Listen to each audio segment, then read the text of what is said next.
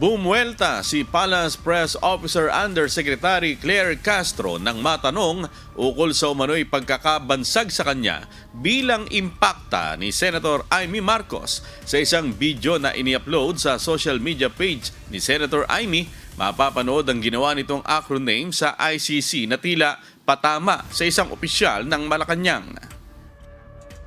Tapos meron pang ICC sa Malacanang. Anong ICC sa Malacanang? ICC, Impact Claire. Uy, Sinagot naman ni Yuse Claire Castro ang tungkol sa nasabing video at iginit na hindi niya gawain ang magsalita ng ganitong mga pag-atake laban sa kapwa.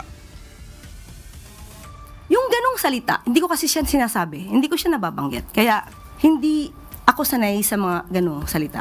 Hindi ako normal na nagsasalita ng ad hominem sa kapwa ko.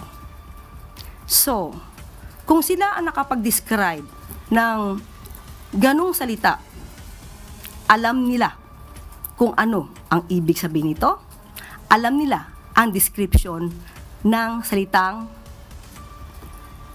impacta. It takes one to know one.